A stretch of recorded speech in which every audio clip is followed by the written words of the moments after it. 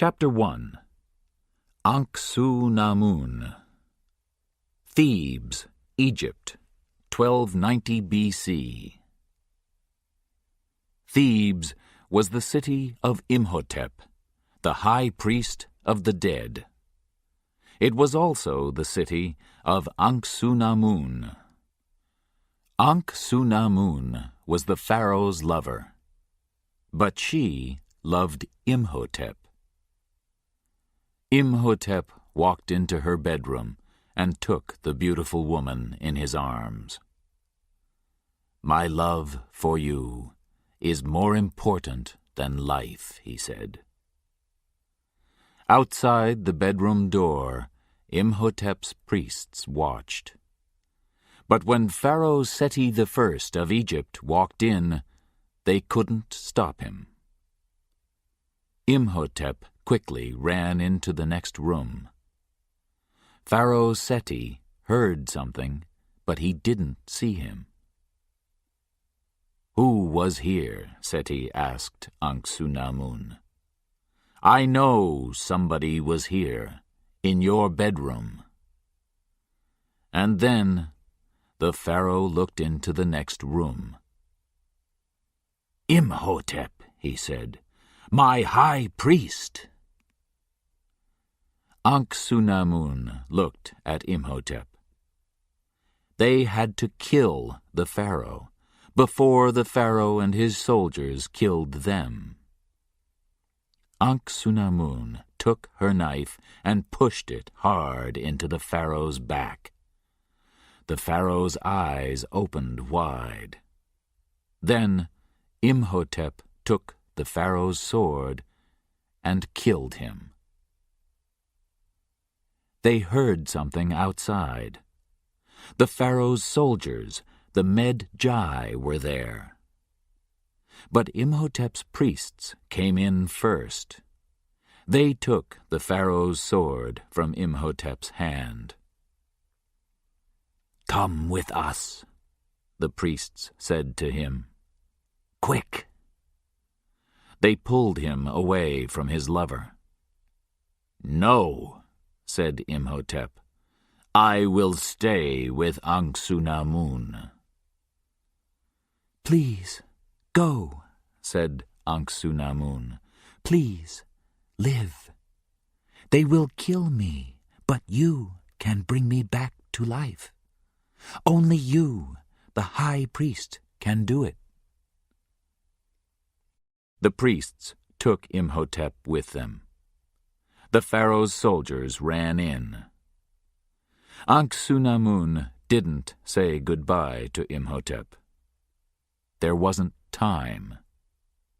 She took the pharaoh's sword and pushed it into her heart. Imhotep saw her die. The pharaoh's soldiers found Ankh-Su-Namun's knife in the pharaoh's back. But they didn't find Imhotep in her room. So Imhotep, the high priest, had to send his lover, the killer of the pharaoh, to the underworld. Imhotep had to mummify Ankh-Su-Namun. First, he cut out her heart. He put it in a gold box. Then he read from the gold Book of Amun-Ra. The Book of Amun-Ra sent the bad people of this world to the underworld, a dark place with no hope. They all watched her go, the Med-Jai, the people of Egypt, and the priests. Only the priests, with their white cats, weren't afraid. Nobody could hurt the priests when their white cats were with them. But Imhotep could bring his lover back from the underworld, back from the dead. The Book of the Dead could bring Ankh-Su-Namun back. This black book was in the statue of the god Anubis. It was Anubis's book, a book for gods, not for men. But for his lover, for Ankh-Su-Namun, Imhotep didn't listen to gods. The statue of Anubis was at Hamunaptra, the city of the dead. Egypt's gold was there too. Late at night, Imhotep took his dead lover, Ankh-Su-Namun, there. He also took her heart in its gold box. He went across the desert to Hamunaptra on horseback with his priests. There were 10 soldiers at the statue of Anubis, but Imhotep was the high priest, so the soldiers helped him. They carried dead Ankh-Su-Namun. Imhotep and his priests found the Book of the Dead, and they took it to an underground room, a room of the dead. The soldiers followed. When Imhotep began to read from the Book of the Dead, Ankh-Su-Namun's heart moved in its gold box. There was life in it again. Then Ankh-Su-Namun opened her eyes. "Nothing can stop me now," thought Imhotep. But he was wrong. The Medjai from Thebes ran into the underground room with swords in their hands. They stopped Imhotep. They broke the box with Ankh-Su-Namun's heart in it, and Ankh-Su-Namun died again. The Medjai mummified Imhotep's 21 priests, and Imhotep had to watch. They made the 10 soldiers from Hamunaptra into mummies too. They put them all into the ground before they were dead. But for Imhotep, there was something worse than that. First, they cut out his eyes with knives. Then they put him into the ground, a mummy before he was dead. But that wasn't the worst thing. They put scarabs on Imhotep's face. The scarabs ran into his mouth and nose and started to eat him. This was Homdai, or half-life. "The scarabs will eat him for all time," said the Medjai. "Imhotep is half dead, and he will be half dead for all time.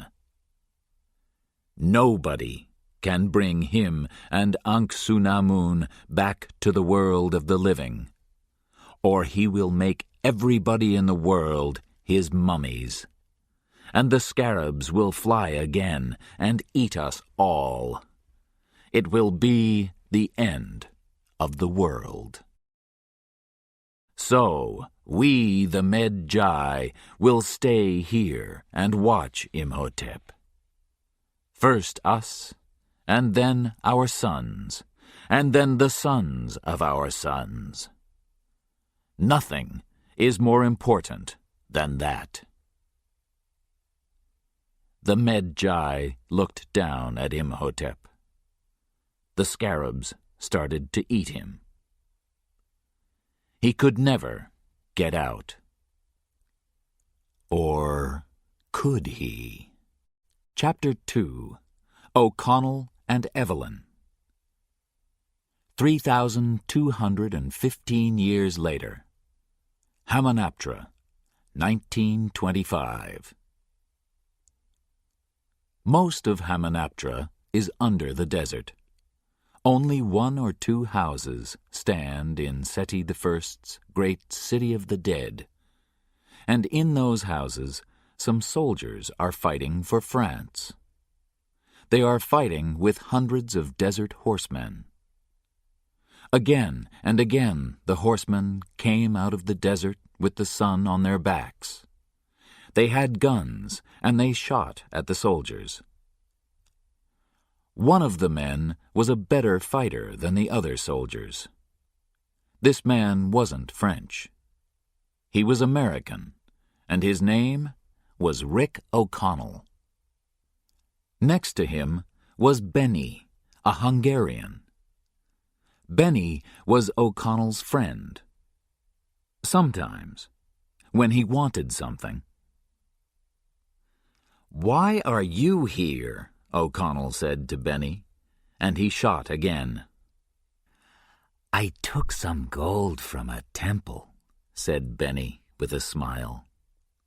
"And you? Why are you a soldier? Did you kill somebody?" "No," said O'Connell, "but I'm thinking about it."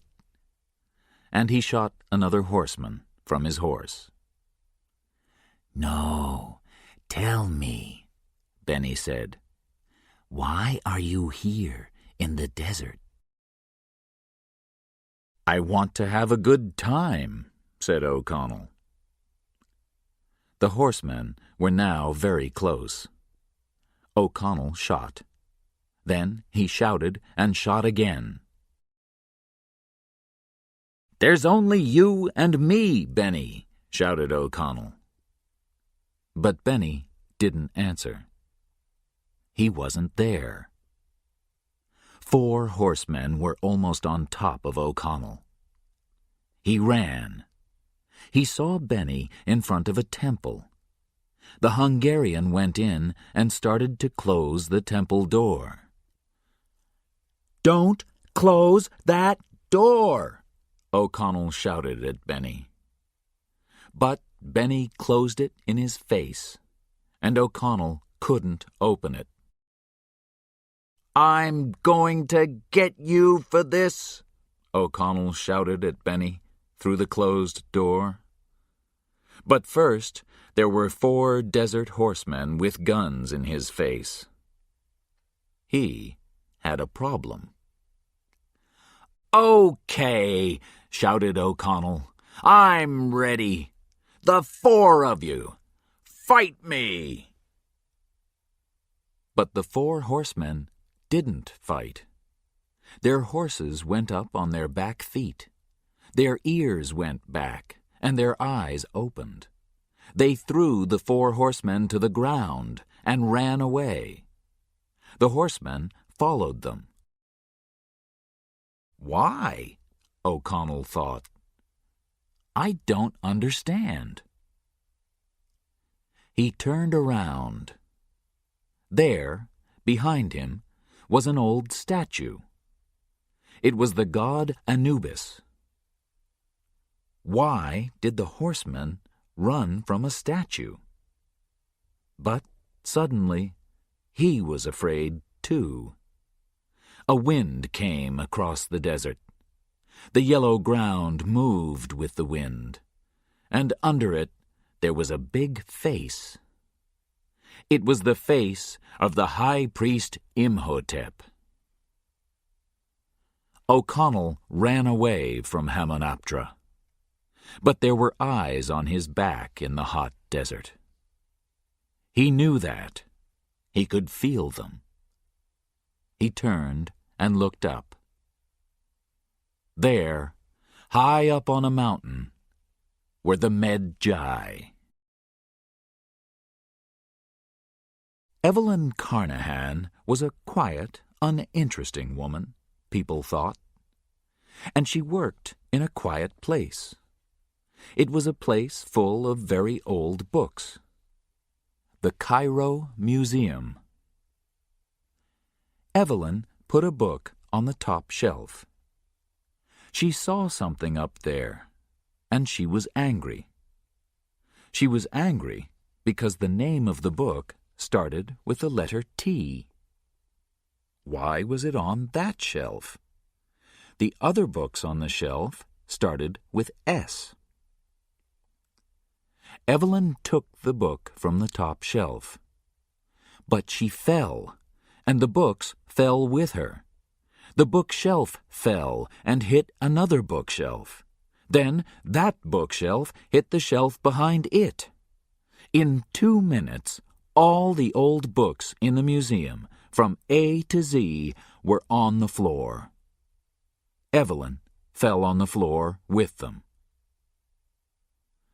The curator of the museum walked in. "Oh," said Evelyn. She wasn't very happy. "Look at this," shouted the curator. "What are you doing? Why did we give you a job here?" "Oh, be quiet," Evelyn thought.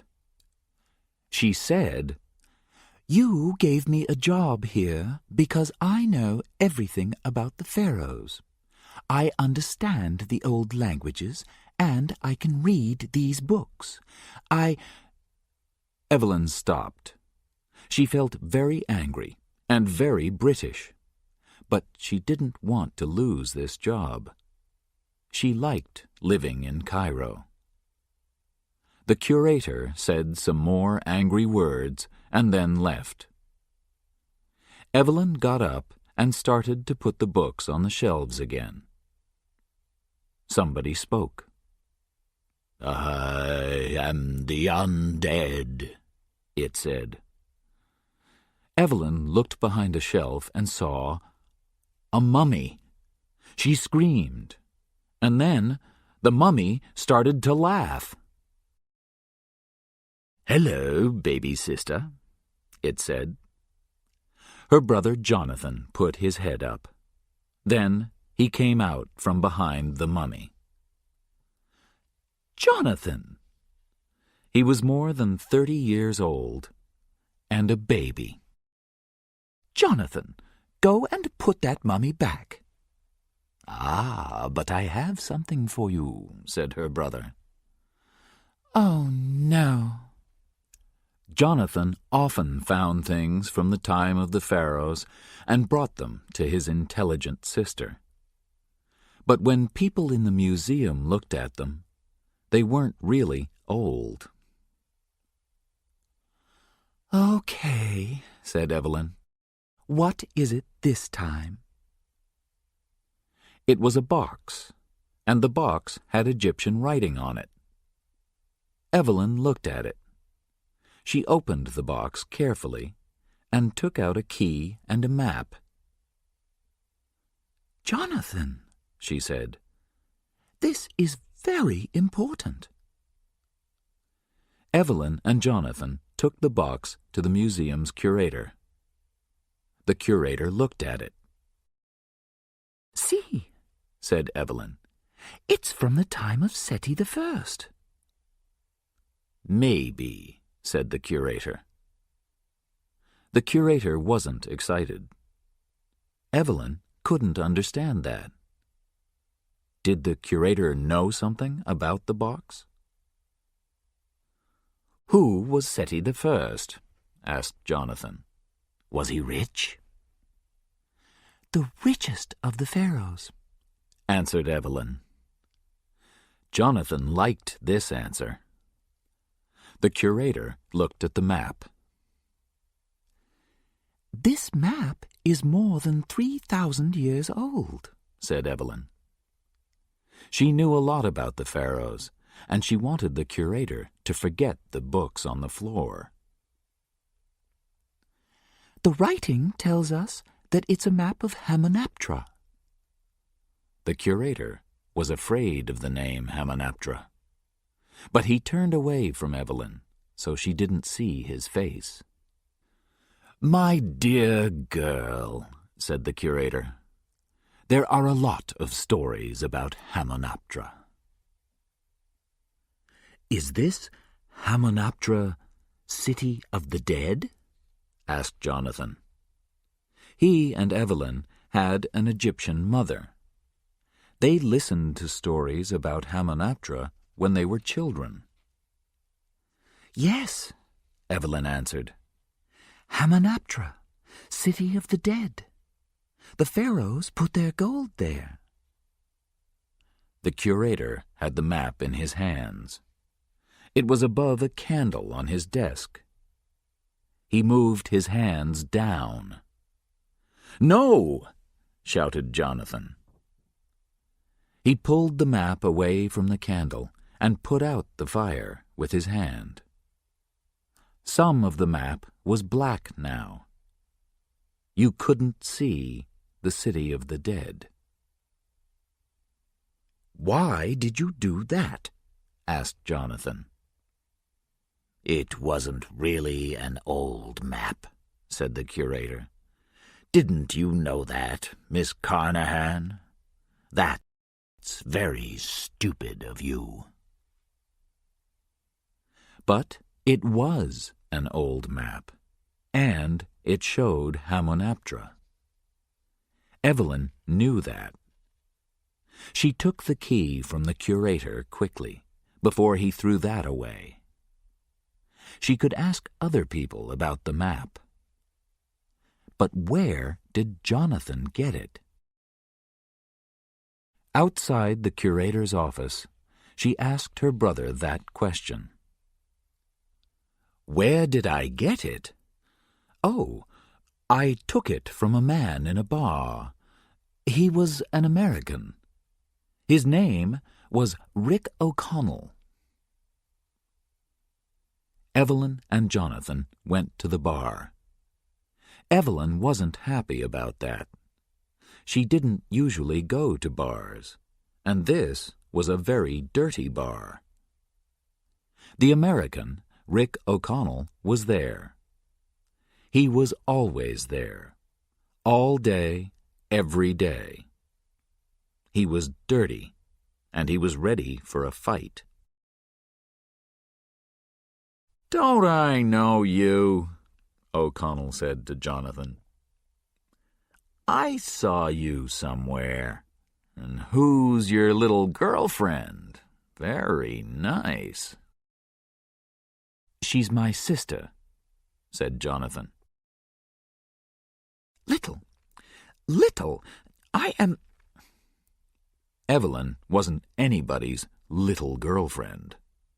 But she didn't say that. She wanted to leave. But this man knew about the map and the key. Only O'Connell had the answers to her questions. "We found this box," she began. "You want to know about Hamunaptra," said O'Connell. Evelyn's eyes opened. This American wasn't stupid. "How do you know that the box is from Hamunaptra?" "Because I found it in Hamunaptra. I was there." Suddenly, O'Connell remembered Jonathan. "You took my box," he said, and he hit Jonathan in the face. Jonathan fell on the floor. "Tell me about Hamunaptra," said Evelyn. "I hit your brother," said O'Connell. "He's on the floor, and you want to know about Hamunaptra?" "Oh, he's okay," said Evelyn. "He's often on the floor." O'Connell almost smiled at that. This British woman was interesting. "I was at Hamunaptra," he said. "I was a soldier at the City of the Dead." "What did you see?" asked Evelyn. "I saw a lot of desert," said O'Connell. "I saw a lot of people die." "Where is Hamunaptra?" asked Evelyn. "Can you take me there? I want to find a book. It's called The Book of Amun-Ra, and it's at Hamunaptra." Her face was close to O'Connell's. O'Connell kissed her. "What? Jonathan, get up. You and I are leaving this bar." "Thanks for the visit," shouted O'Connell before they walked out the door. Evelyn and Jonathan went back to the museum. They walked past the curator's office, but they didn't go in. So they didn't see the man in the curator's office. The man in the office knew the curator. He knew O'Connell, too. He was high on a mountain when O'Connell ran away into the desert. His name was Ardeth Bey, and he was the head of the Medjai.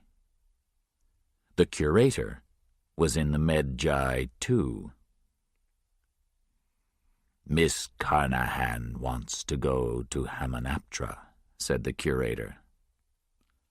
"Stop her," said Ardeth Bey. "Stop her or kill her." Chapter 3. The Book of the Dead. The sun was at her back. The wind was in her hair. Evelyn wanted to laugh and cry at the same time.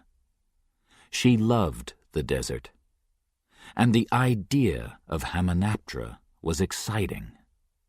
She and Jonathan were near the temple now. Their horses were very tired. Then they saw a man outside the temple. "Oh, no," said Evelyn. The man said, "Can I help you down from that horse?" "O'Connell." "That's me." "What are you doing here?" She wanted to be angry with O'Connell, but he looked cleaner now, and maybe he could help them. "He's here for the gold," said Jonathan. O'Connell smiled. "Oh, I only want to have a good time," he said, and he looked into Evelyn's eyes. More people arrived outside the temple. There were 3 Americans and a lot of Egyptian diggers. With them was Benny. "You came back," O'Connell said to Benny. Benny laughed. "You too." Outside the temple, there were a lot of thin horses. One of the Americans, Daniels, asked, "Where did these horses come from?" "They're waiting," said Benny. "Sometimes people find Hamunaptra, but they all die. Their horses wait for them. But then they die too." Benny, the Americans, and their diggers looked for a way down under the desert to the gold. Jonathan walked around the houses, but then he found the top of the statue of Anubis. Most of the statue was under the desert. He, Evelyn, and O'Connell started to dig down and down into the desert. They found a dark room under the ground, and they got in through a wall. "We're the first people in this room for more than 3,000 years, said Evelyn. For her, this was wonderful. It's dark and cold down here, said O'Connell. He wasn't very excited. Where's the gold? Said Jonathan. You boys don't understand, thought Evelyn. We find the wonderful world of the pharaohs, and I'm with them. Then they lit a candle in the room. Oh, my God, said Evelyn. It's a sarnet chair. It's a what? Asked O'Connell. The priests made mummies in this room, Jonathan told him. The dead went to the afterlife from here, said Evelyn. O'Connell didn't like that. He took out his gun. They walked through the dark, from room to room. Some of the rooms were very small. Sometimes their candle almost went out and left them in the dark. Then they heard something. Evelyn looked at O'Connell. O'Connell had his gun in front of him, and he walked slowly in the dark. He saw the bottom of the statue of Anubis, under the ground. Then he heard something again, from the back of the statue. It came closer, and closer. 3 people came at him. The Americans. They had guns in their hands. "We want to look here," said Burns, one of the Americans. He looked around him. He wore thick glasses. "No, we want to look here," said O'Connell. "This is our statue, friend," said Daniels. "I don't see your name on it, friend," said O'Connell. More guns came out now. The Diggers and Benny all had guns too. "We have 10 guns, and you have 1, said the Hungarian, not very nicely. "It doesn't look very good for you." "It looked bad for me before in this city," said O'Connell. "But here I am again." Here I am, too," said Jonathan. His face was white, but he had a small gun in his hand. Benny's eyes were wild. He wanted to kill O'Connell. Evelyn put her hand over O'Connell's gun. "Let's be nice children," she said, "and play nicely." She pulled O'Connell away, and Jonathan followed. The Americans and Benny laughed. "We can dig in other places," Evelyn told O'Connell. Evelyn walked down under the statue of Anubis, and Jonathan and O'Connell followed. Evelyn wanted to dig under the statue, before the Americans got into the statue from above. They stood under the statue, and Jonathan and O'Connell started to dig into it. Above them, the Americans and their diggers started to dig into the top of the statue. Then they heard horses and guns. "Stay here!" shouted O'Connell. He got his gun and ran up to the Americans. Evelyn and Jonathan followed him. O'Connell saw Benny, the Americans, and the diggers shooting. Around them were Ardeth Bey and the Medjai with their guns. O'Connell ran to Benny and started shooting at the Medjai. "Oh, not again," said Benny. "Do you like fighting?" "No, But I look good when I do, said O'Connell. And he shot a Medjay soldier.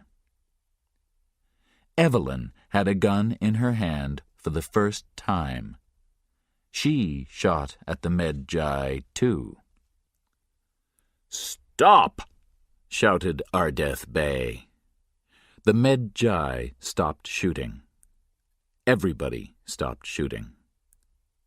It was quiet. Leave this place, said the head of the Medjay.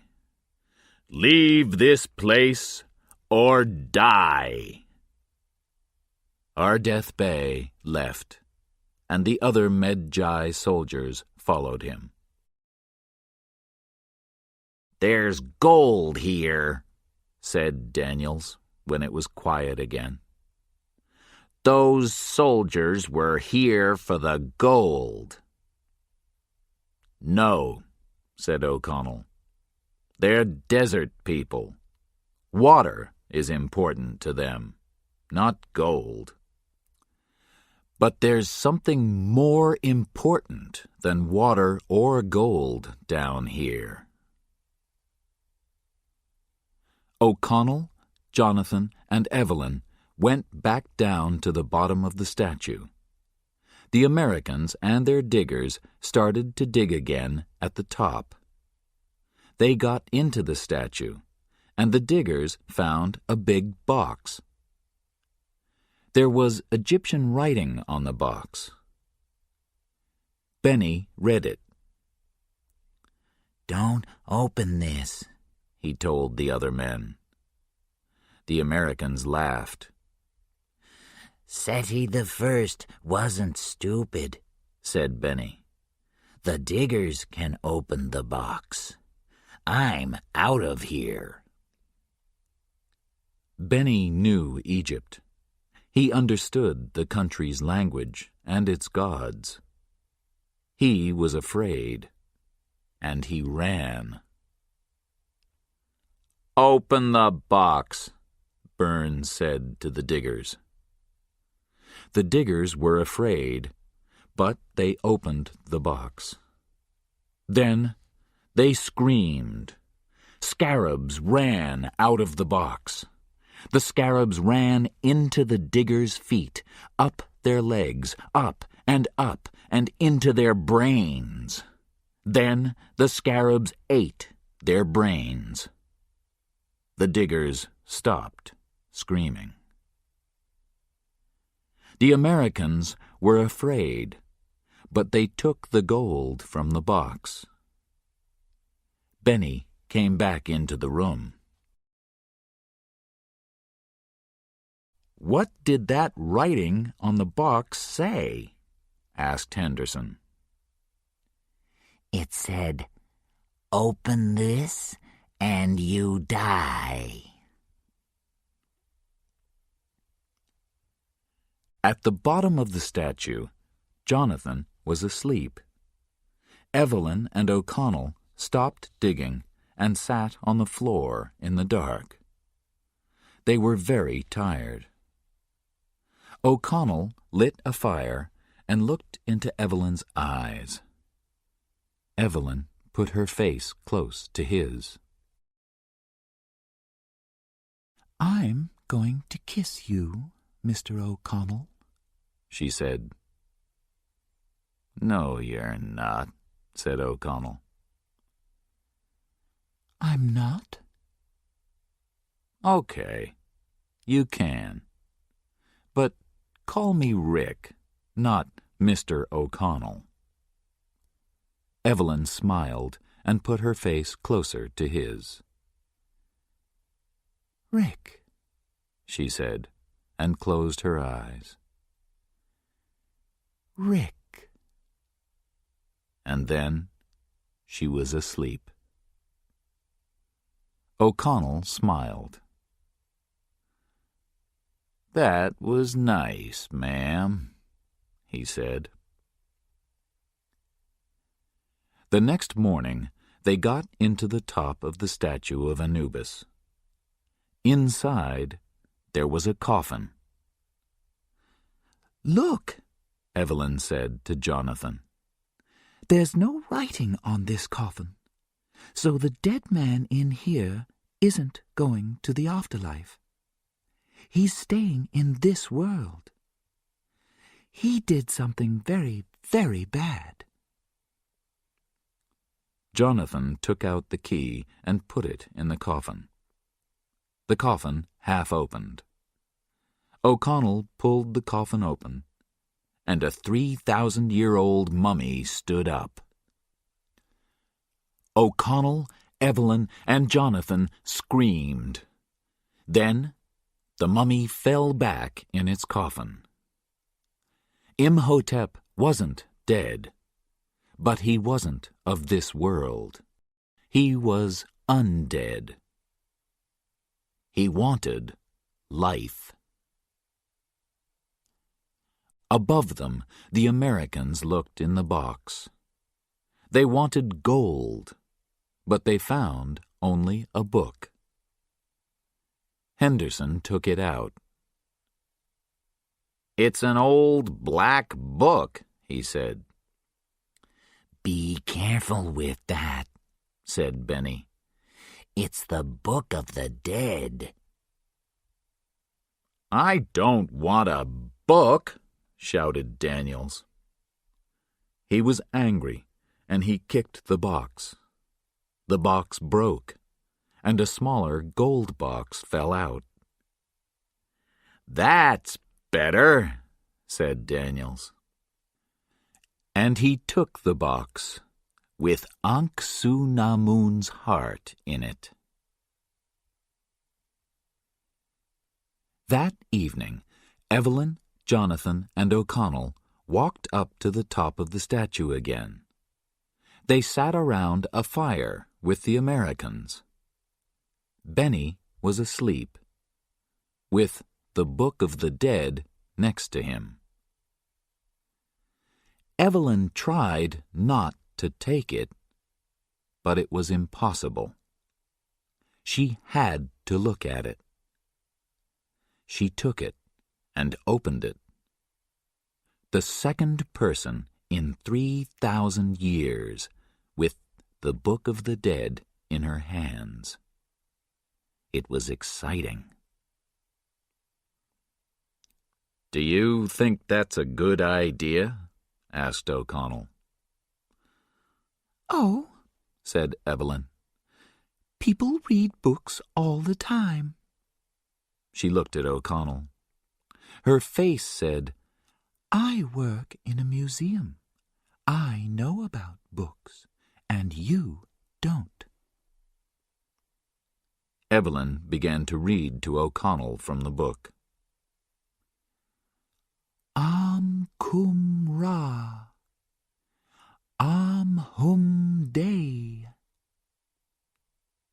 Below them, Imhotep moved. The words from the Book of the Dead started him on his way back to life. The scarabs started to fly again. Chapter 4. Imhotep. They could hear the scarabs, hundreds of them. And then they saw them. They all wanted to scream, but there wasn't time. Evelyn, Jonathan, and O'Connell ran up some stairs. The scarabs ran past below them. "They almost got us," said O'Connell. "Evelyn, I said—" But Evelyn wasn't there. She lost O'Connell and Jonathan when they ran up the stairs. She walked into a dark room below them. Where was she? She didn't know. "O'Connell!" Evelyn shouted. "O'Connell!" Then she saw one of the Americans. He had his back to her, but it was Burns. "Oh, hello," said Evelyn. Burns turned around, and she screamed. Burns had no eyes. He fell on the ground. Evelyn turned away, but she came face to face with Imhotep. Imhotep, with Burns's blue eyes. Imhotep couldn't see very well because Burns had to wear glasses. He looked at Evelyn. Anck-su-namun, he said. "Help me," Evelyn said to Burns. But Burns couldn't see, and he could do nothing. Kadish Pharaoh's Anck-su-namun, said Imhotep. Evelyn was very afraid. "I'm going to die," she thought. "Please, somebody help me." Suddenly, O'Connell ran in with a gun in his hand. "Oh, there you are," he said to Evelyn. "Where—" He saw Imhotep. He shot Imhotep and pulled Evelyn to him. Then he took Evelyn's hand in his hand, and they ran. Ardeth Bey and 10 Medjay soldiers stopped them. "I told you before, leave this place or die," said Ardeth Bey. "It's okay," said O'Connell. "I shot the mummy. No problem." "A gun can't kill Imhotep," said Ardeth Bey. He was very angry. "Now get out of here, all of you!" Medjay soldiers found the Americans and Jonathan, and they all went back above ground. Only one person wasn't there. Benny was below the ground. He was with Imhotep. "I can use you," Imhotep told Benny in Egyptian. "And I will give you gold." Yes, said Benny. "I want the box with Anck-su-namun's heart," Imhotep told him. Above ground, Medjay soldiers helped Burns walk to a horse. "What did you do to him?" shouted Henderson, the 3rd American. "Look at his eyes." "We helped him," said Ardeth Bey. "Now leave here before Imhotep kills everybody." They all got on their horses. They wanted to get away from Imhotep. "I got him," said O'Connell. "I told you, I shot this Imhotep." But nobody listened to him. Nobody could kill Imhotep with a gun. Back in Cairo, Evelyn and O'Connell took Burns to his hotel room. Then they went to O'Connell's room. They sat and shouted angrily. "Let's go, Evelyn. We're out of here," shouted O'Connell. "No, we are not," shouted Evelyn. "We started this. Now we'll kill Imhotep and finish it." "We?" shouted O'Connell. "We? You read from the Book of the Dead, and nobody can kill this Imhotep. Not with a gun. I tried." "Then we'll kill him some other way," said Evelyn. A white cat came into the room and jumped on the bed. O'Connell started to say something, but then they heard a scream from Burns's room. Imhotep was in Burns's room with Benny. He wanted Burns's heart. He had to have it so he could come back to life. And he took it. Burns gave one scream. Then he was dead on the floor. "Oh, no!" cried Evelyn when she and O'Connell ran into Burns's room. O'Connell took out his gun. He and Evelyn watched Imhotep. He had new life with Burns's heart inside him. "We have a problem," said O'Connell. Imhotep wanted Evelyn. He moved to her. O'Connell shot him again and again, but nothing happened. Imhotep threw O'Connell across the room. He fell on the floor in front of Jonathan, Henderson, and Daniels when they ran in. Imhotep spoke to Evelyn. "You gave me my life," he said. "I thank you." He moved his face close to her and almost kissed her.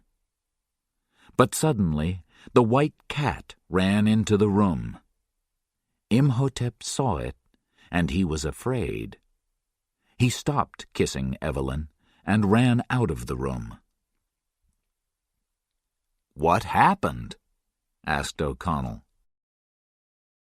"The priests in Seti's time had white cats," said Evelyn. "The cats sat at the doors of the afterlife." "That's good," said O'Connell. "But we have big problems." Henderson looked at Burns on the floor. "Am I next?" he said. "I was in the room when we found that book." "And me," said Daniels. "I have an idea," said Evelyn. "The Book of the Dead gave Imhotep life. We want him dead. So the other book," said Jonathan. "Yes, the Book of Amun-Ra can send him back to the underworld," said Evelyn. "The Book of Amun-Ra is at Hamunaptra. But where in Hamunaptra?" "The museum. Let's go to the museum. We can find the answer there." "I'll wait here," said Henderson. "Me too," said Daniels. Henderson went back to his hotel room. Daniels went back to his room too. He looked at the gold box and smiled. Outside, the scarabs were everywhere, and more people came back to half-life. They were mummies, and they followed Imhotep. The streets were full of the undead. They walked slowly, and they repeated Imhotep's name again and again. Jonathan, Evelyn, and O'Connell walked to Jonathan's car and drove slowly to the museum. The undead looked into the car, but Jonathan didn't stop. At the museum, they found the curator. Ardeth Bey was with him. "This is the end of the world," said Ardeth Bey. "We cannot stop the undead, and we cannot stop Imhotep." Evelyn looked at book after book. She read for hours. And then, "This is it. The Book of Amun-Ra is in the statue of the god Horus." "Let's go!" shouted O'Connell. O'Connell, Evelyn, Jonathan, the curator, and Ardeth Bey drove back to the hotel and went to Henderson's room. He was dead. But Daniels was okay, and he ran with them back to the car. He had his gold box with him.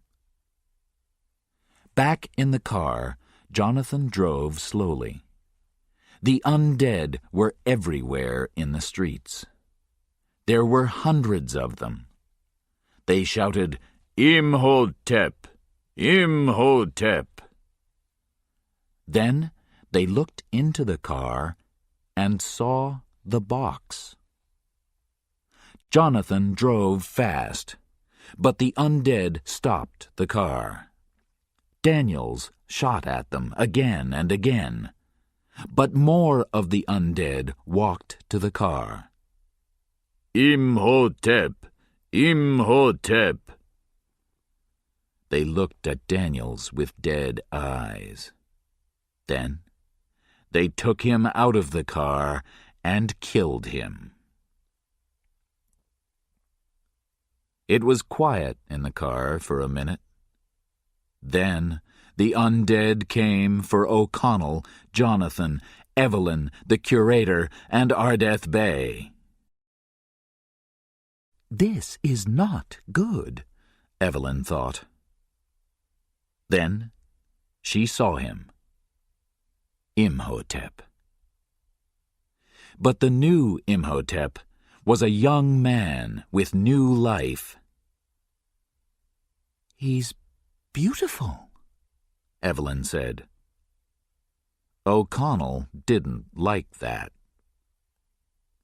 The undead took the gold box and gave it to Imhotep.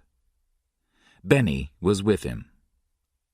Evelyn, O'Connell, and the other men got out of the car.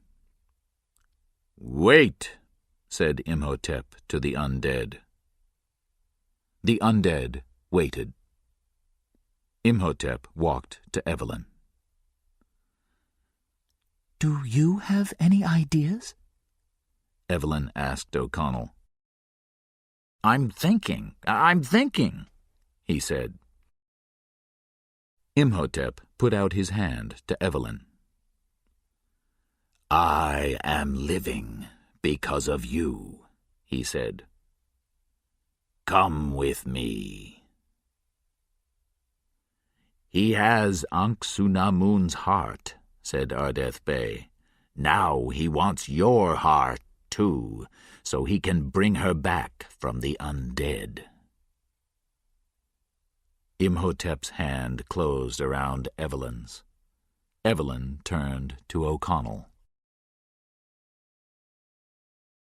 "I give my heart to you," she said.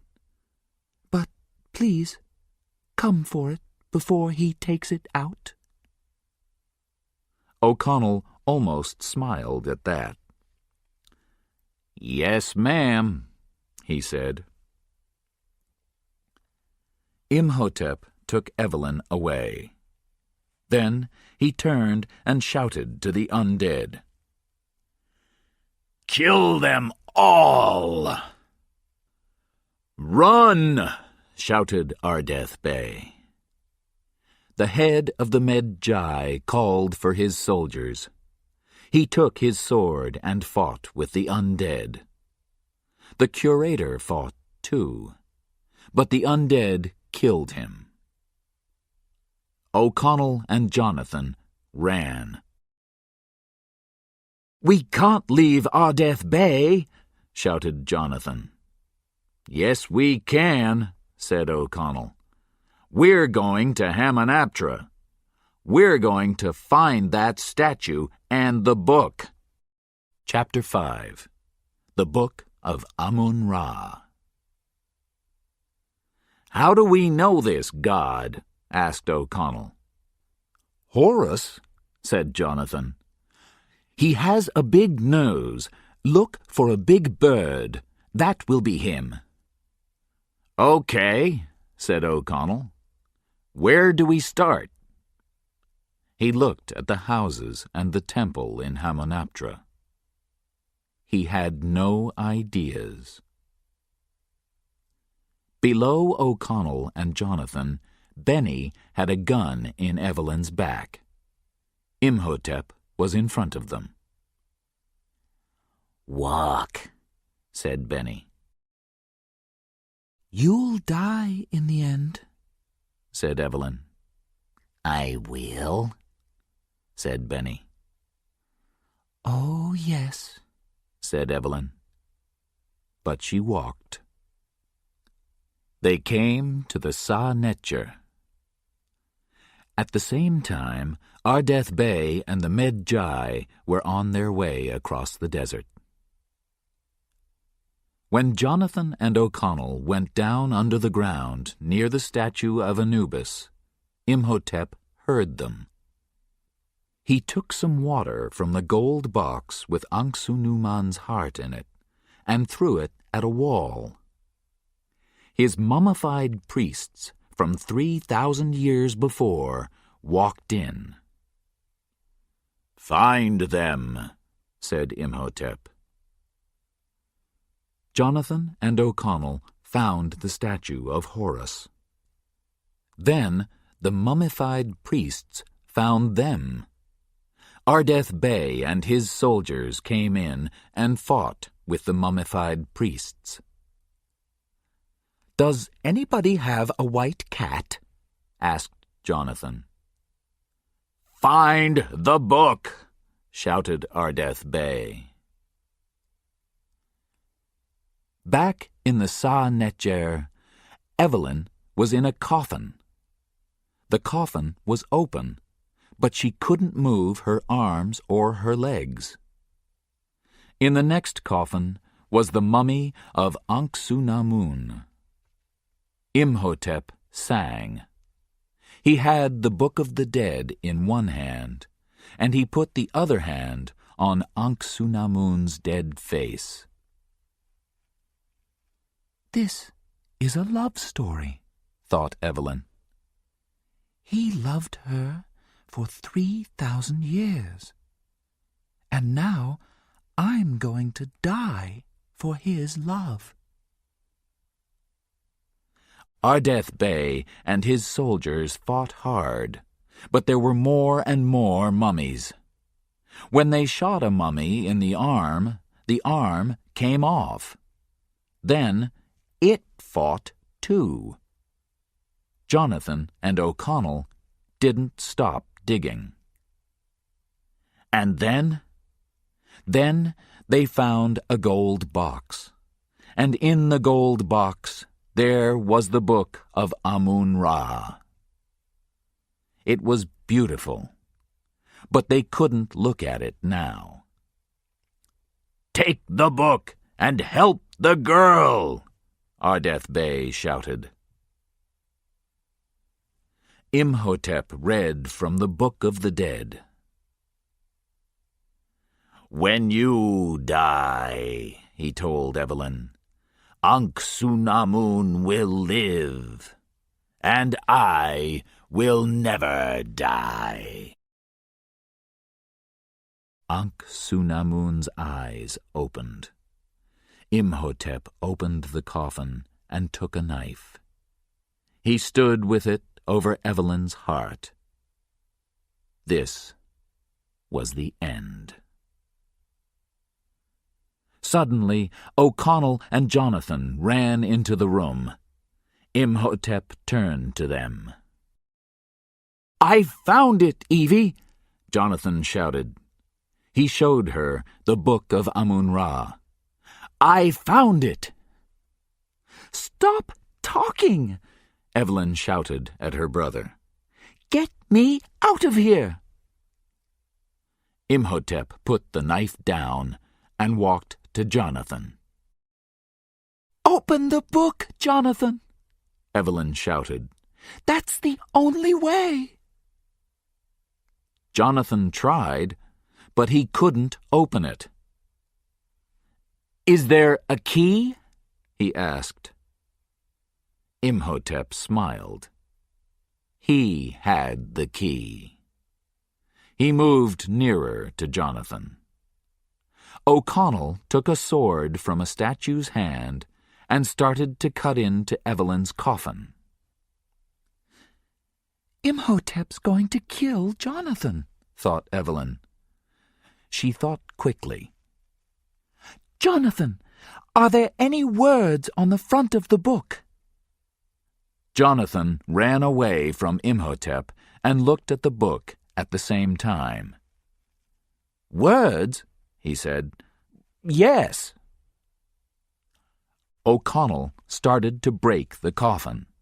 Imhotep turned and called the mummified priests back into the Sa-Netcher. Jonathan tried to read the Egyptian writing on the front of the Book of Amun-Ra. Why didn't he listen carefully in Egyptian classes at school? O'Connell pulled Evelyn from the coffin. Jonathan read the words. "Rashin Ulu Kashka," he said. The big doors to the room opened. 10 mummified soldiers walked into the room. A new kind of mummy, worse than the other soldiers. "Tell the soldiers that you're the boss," said Evelyn. "Who? Me?" said Jonathan. "Finish the words on the front of the book, you stupid boy." "Oh, yes," said Jonathan. "The book! The book!" Above Jonathan, in a room full of gold, Benny was a happy man. Here was the gold of the pharaohs. He carried a lot of gold up to his big white horse and put it in some bags on the horse. Then he went down again for more gold. Below, in the Sa-Netcher, Imhotep walked to Jonathan and looked down at him. Jonathan looked at the book.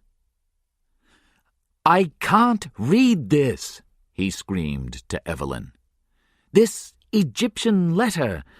There are 2 lines at the top, 1 line at the bottom. There's a little—" "It's an ankh," said Evelyn.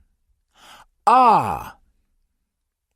Soldier mummies fought with O'Connell. He was on the ground. Their swords were above him. "Hutash im Amenephus!" shouted Jonathan. The soldier mummies stopped. Imhotep looked back at them. The soldier mummies looked at Jonathan. "Why are you looking at me?" Jonathan asked them. "You're their boss now," shouted Evelyn. "Tell them." "Tell them what?" said Jonathan. Ankh-Su-Namun started to get up from her coffin. She wanted her life. She hit Evelyn again and again. Evelyn screamed. "Jonathan!" screamed Evelyn. "Tell the soldiers! Stop her!" "Oh, yes, right," said Jonathan. And then, "Fakushka Ankh-Su-Namun!" Ankh-Su-Namun took her knife and put it above Evelyn's heart. But the soldier mummies jumped across the room and killed her. Imhotep screamed when he saw the love of his life die again. He jumped on Jonathan and took the Book of Amun-Ra from his hands. "Now you die," he said. O'Connell ran across the room and cut Imhotep's arm off with the statue's sword. Imhotep smiled. Nobody could kill him. He took Jonathan in his other hand. "Okay, so he can fight with his left hand," said O'Connell. But the Book of Amun-Ra was now on the floor, and the key was on the floor too. Evelyn got out of the coffin and ran to the key. She opened the book. O'Connell pulled Imhotep away from Jonathan.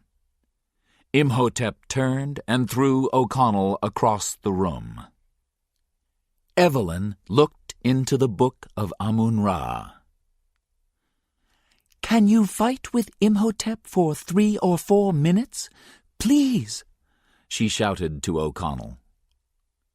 Imhotep threw O'Connell across the room again with his one arm.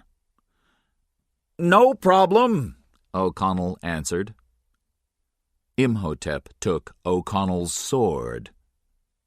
"You are going to die," he said. Evelyn read from the gold book. "Kadish Mal!" she shouted. "Kadish Mal! Parid Us! Parid Us!" Imhotep turned. He was very afraid. How did she know these words? They were the end for him. The god Anubis came into the room. He walked through Imhotep and left again. Imhotep was now a man. Only a man.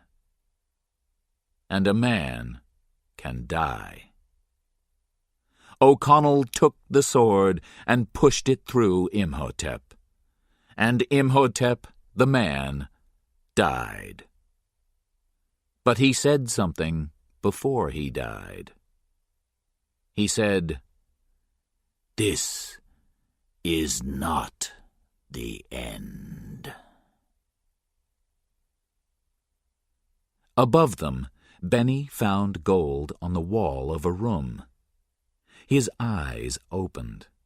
He smiled. He took out his knife and pulled the gold off the wall. The room came down on top of him. He remembered Evelyn's words. "You'll die in the end." "Yes," said Benny. And he died. "Run!" shouted O'Connell. "The place is coming down!" Jonathan, Evelyn, and O'Connell ran up above ground, and Hamunaptra fell back into the desert behind them. Now there was nothing there. They found 3 horses and got on them. Then they started across the desert, away from Hamunaptra. A hand fell on Jonathan's arm. Jonathan screamed. "Oh, it's you," he said. "Thank you very much." "No, I thank you," said Ardeth Bey. He looked at O'Connell and Evelyn. "From all my people, I thank you. Imhotep is dead, and now there are no undead or scarabs in the city of Cairo."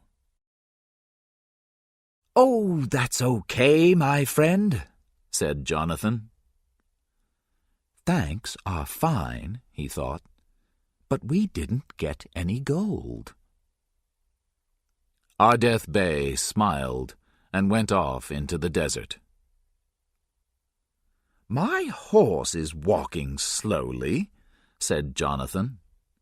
Then he stopped and looked in the bags on the big white horse. "Evelyn!" he shouted. "Gold!" But Evelyn was busy. She put her arms around O'Connell, and they kissed. Maybe this wasn't the end. Maybe it was the beginning.